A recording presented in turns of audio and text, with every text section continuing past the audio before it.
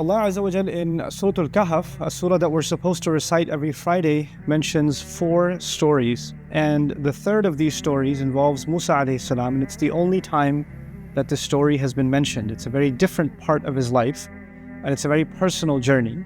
Most of the time when you read about Musa alayhi salam, it's either him directly speaking with Allah, or he's engaged with the Israelites, or he's challenging the Pharaoh, and it's a very public role or a leadership role. But in this particular story, it's very different from all the other things we learn about Musa alayhi salam. As a matter of fact, there are so many mysteries about this story, we don't even know exactly where to place this in his life. We know that it seems to have happened after they crossed the water, but exactly when historically and where he went, we don't know. And Allah chose not to tell us. But some things I want you to know about today for the purpose of this khutbah. My intention is not to actually tell you the entire story, but to highlight something Allah said within this profound account that Allah has mentioned. And that is that Allah Azza wa Jalla, in describing Musa alayhi salam, first of all, the most talked about prophet in the entire Quran. Nobody is mentioned by name more than Musa alayhi salam. And of course, he's been given the book, which then became the book that's more prophets taught than any other prophet. Meaning Allah gave him Torah, and after he gave him Torah alayhi salam, every generation after him had a prophet, and they taught Torah again and again and again and again and again. So more prophets were students of what he was given than any other prophet. So also, of course, Allah Azza wa Jal describes the people that ascribe themselves to him, the Jewish community. He describes them as ahbar, people of ink, people of knowledge, right? And ulama, Bani Israel, Quran uses the word scholars, or people of knowledge of the Israelites, meaning these are people that actually have profound knowledge. This is something they have from Allah, that Allah Azza wa Jal gave them. Even after the changes they made to the book, there's still some knowledge that they possess. So Allah highlights the knowledge and the highest status of Musa alayhi salam over and over again in the Quran. But then in this story, he is not the teacher, he is the student. Musa alayhi salam, who is in every other scenario a teacher, is now a student. And this is not early on. You know, when you think of education, early on in your career, you're learning, you're a student, and when you get certain qualifications, then after that you become a teacher. That's the normal progression of things. But this, from what we can tell, is actually happening much later on in the life of Musa alayhi salam, much after he's been a teacher. As a matter of fact, he's been a teacher to the Israelites. He's already received the Torah. He has been teaching on behalf of Allah Azza wa Jal.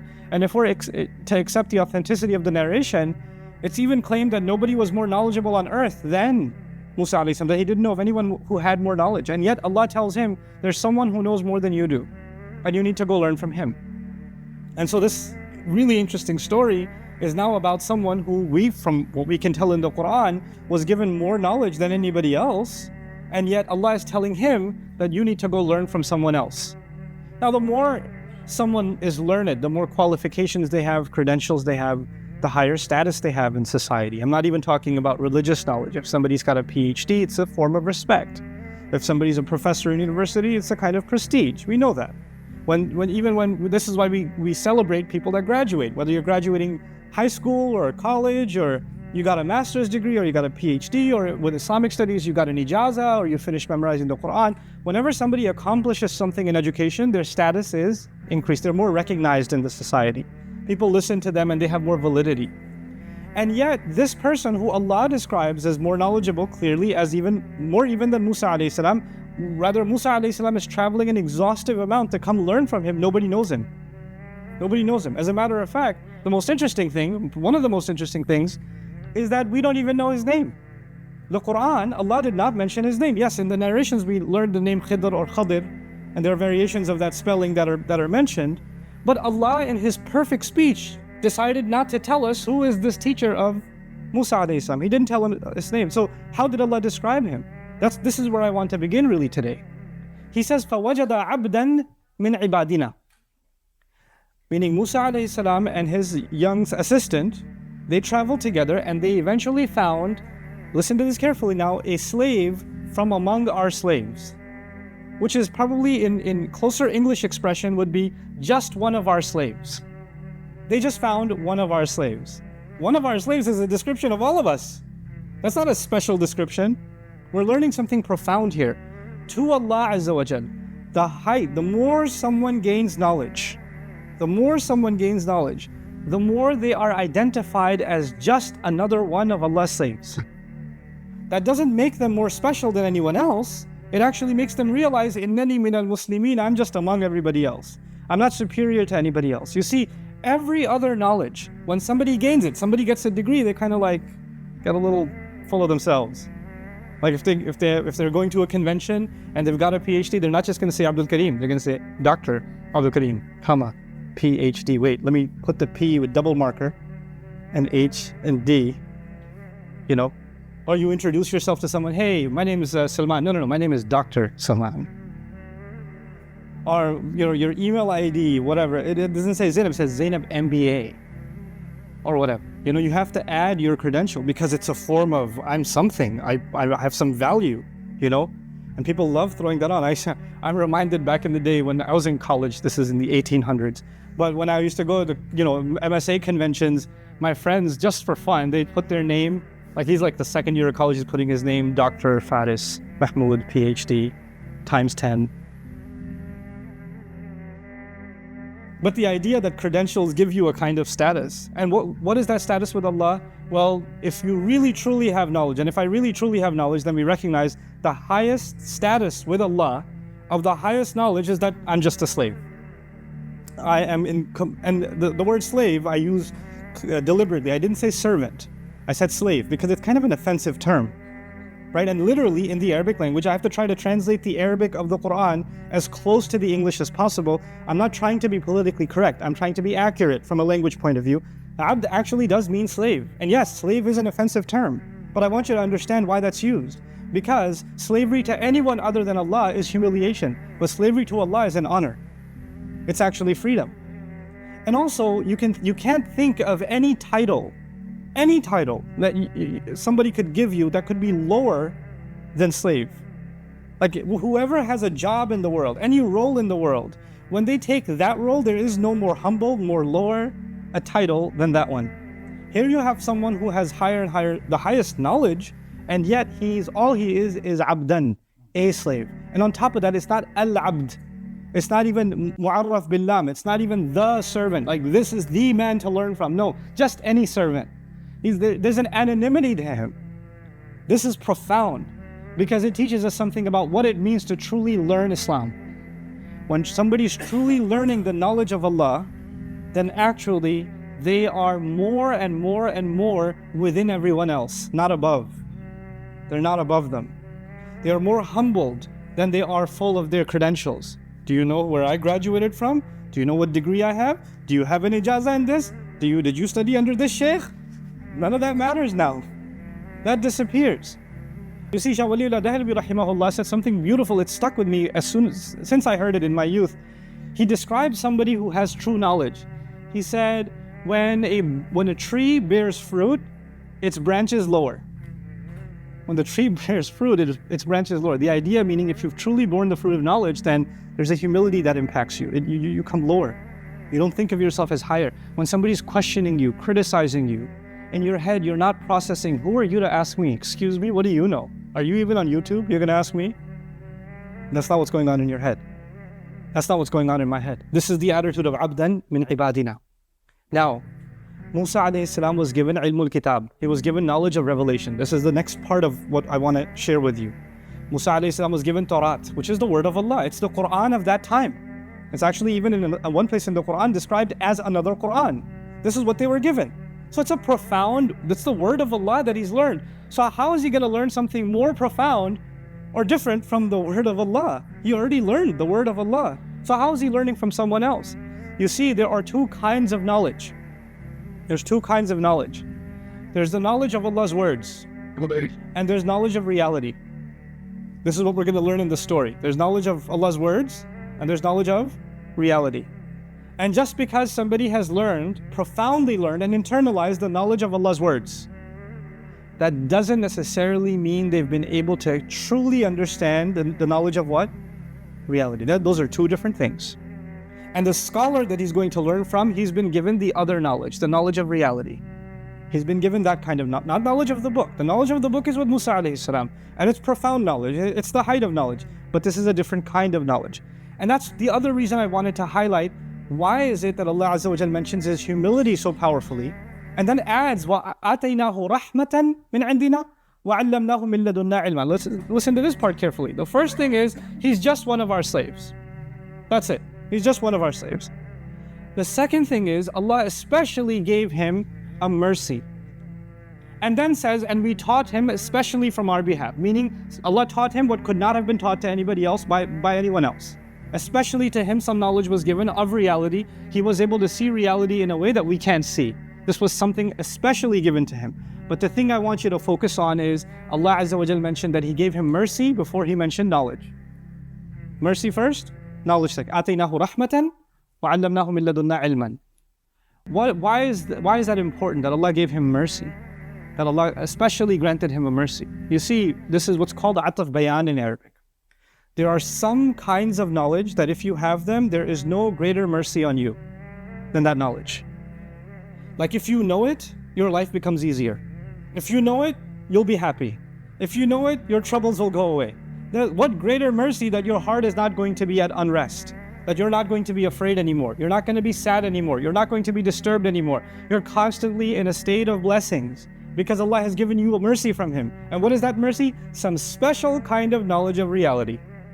This is the knowledge that he's been given that becomes a mercy for him.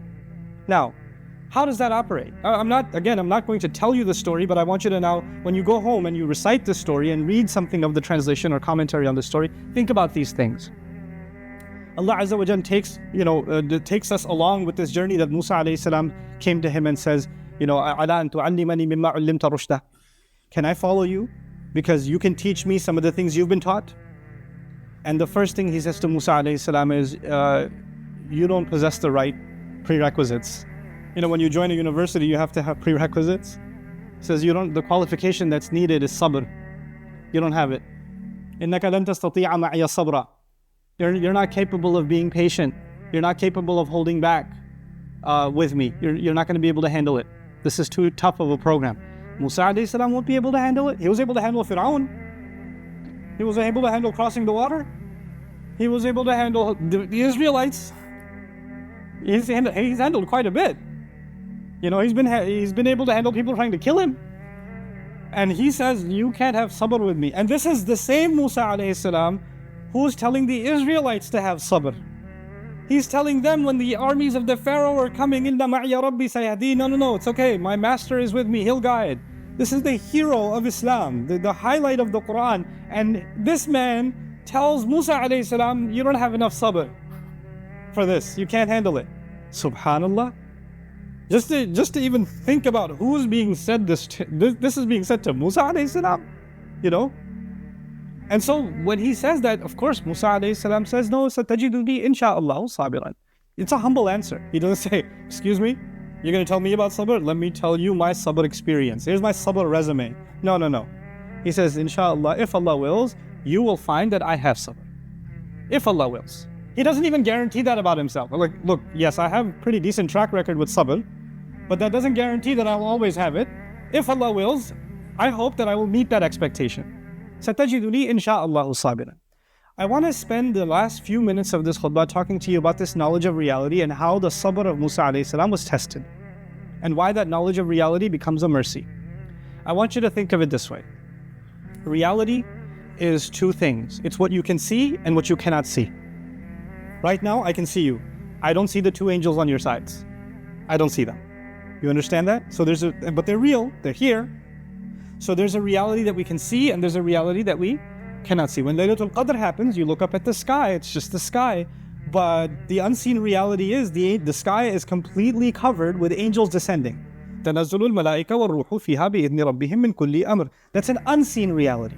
You understand? So there's a seen reality and there is an unseen reality. Now, this knowledge, what we see all the time, all of our opinions, our feelings, our thoughts are always impacted by what we see. Because that's what reality is to us, what you see on the news, what you experienced, what somebody said to you, what you felt. These are your realities.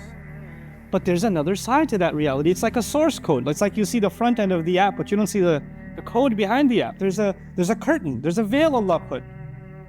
And Allah Azza wa Jal says on Judgment Day, فَكَشَفْنَا عَنْكَ غِطَاءَكَ فَبَصَرُكَ الْيَوْمَ حَدِيدٌ. that we are removing the curtain from you so you can see crystal clear now. Your vision is ironclad. In other words, now you don't just see what was visible. Now Allah is going to remove the veil and you can also see the unseen reality. The thing is, in most of our life, pretty much all of our life, we never know why Allah does what He does. We don't know. We don't know why you got into a car accident. We don't know. We don't know why you lost your job. We don't know why you got sick. We don't know why this problem happened or that problem happened.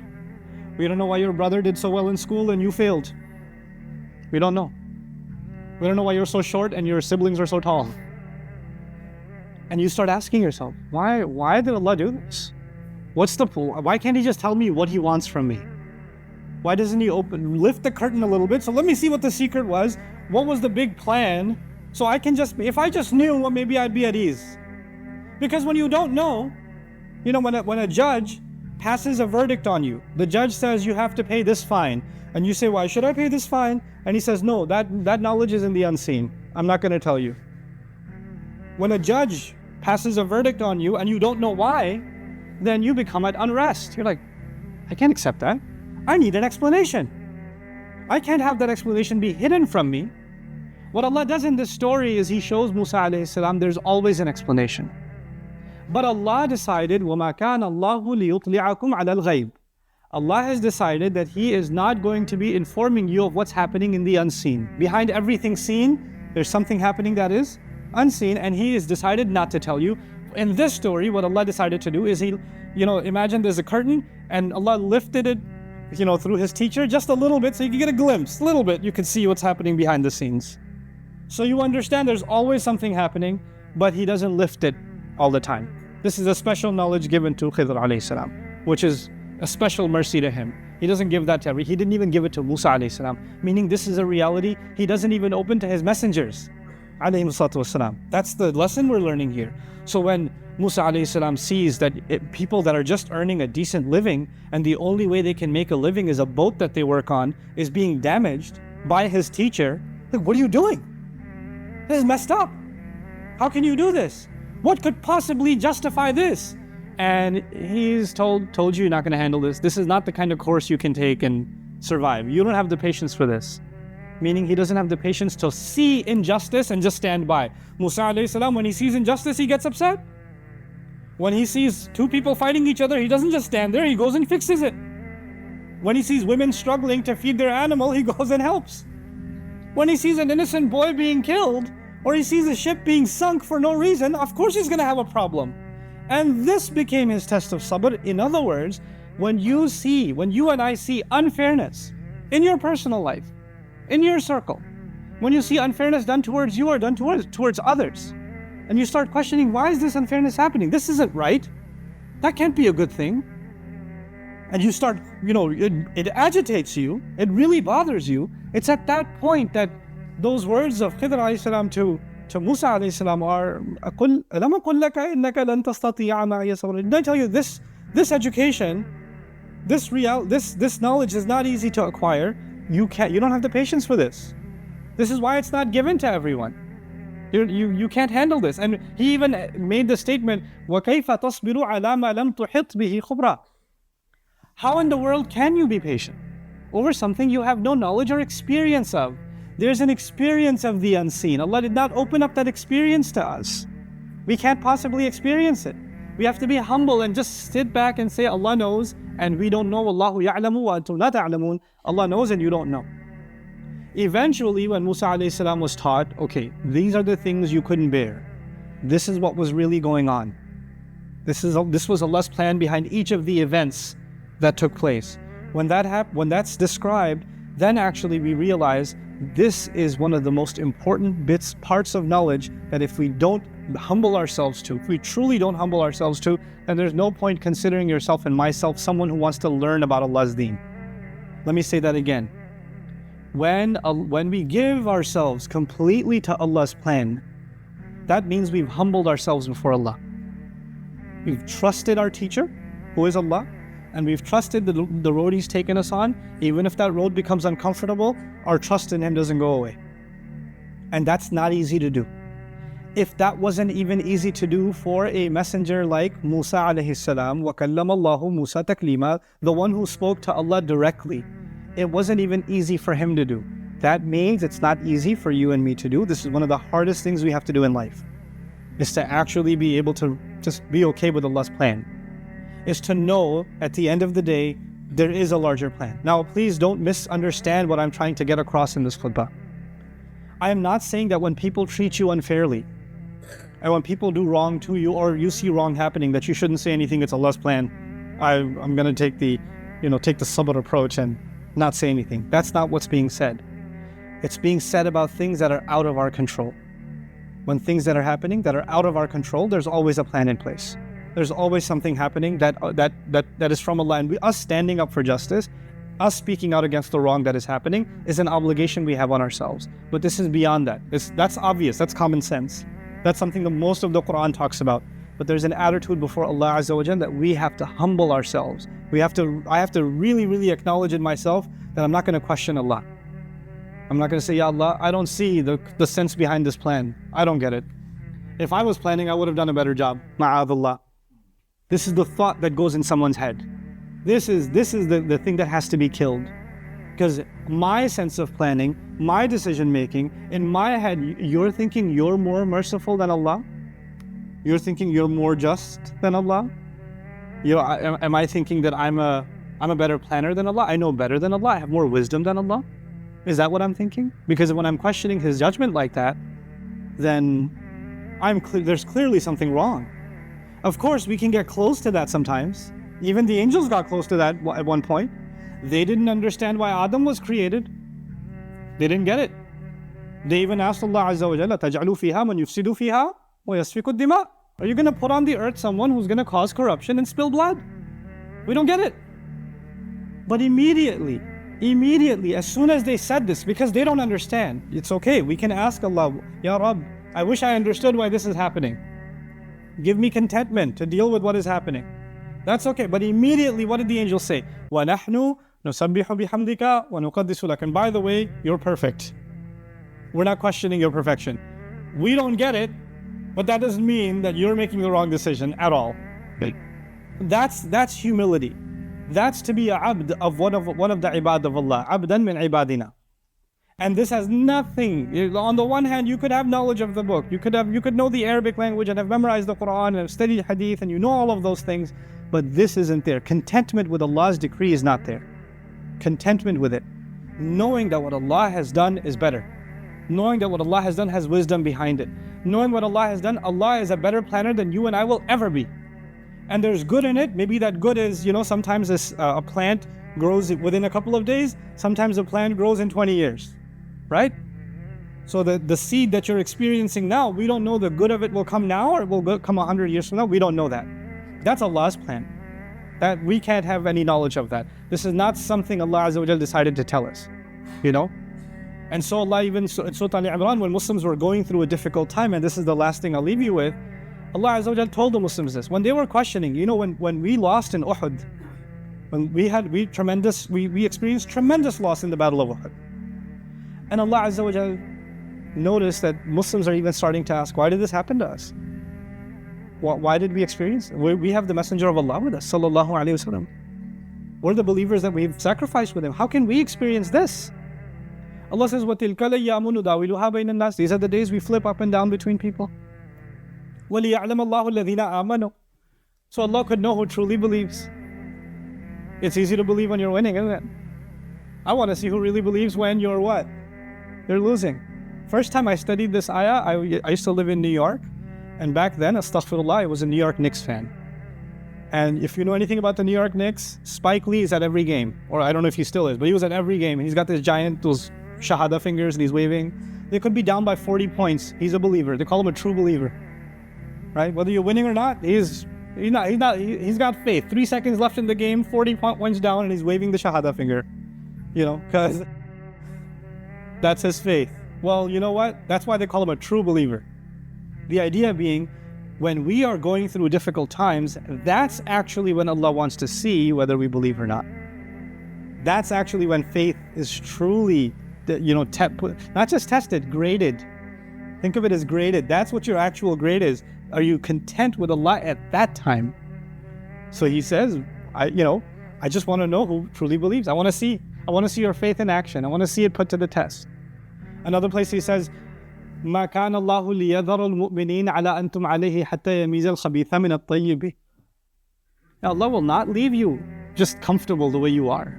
He won't. He'll give you a tough time until He can distinguish the filthy from the good and pure. وما كان الله ليطلعكم على الغيب. And Allah will not be telling you what's going on behind the scenes. He will not be telling you the real plan. He said that Himself. This is the humility that is profound, so profound that even a messenger had to travel to learn it. And this is a journey you and I have to take in life, to really, truly let go sometimes of our complaints and of our questionings of Allah's plan. Just let yourself float, let yourself be, and you'll find yourself in peace, and Allah Azza wa Jal will give you contentment in life that otherwise would never have come your way. May Allah Azza wa Jal make us happy with His decree.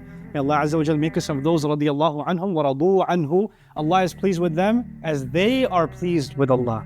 As they are pleased with Allah. So may Allah Azza wa Jal make us pleased with Him and make Him pleased with us. May Allah Azza wa Jal make our difficulties easy for us, and may Allah not make any of our trials a reason for us to lose our faith in Him. Barakallahu li wa lakum fil Qur'an al-Hakim wa nafa'ani wa iyyakum bil ayati wa dhikr al-Hakim.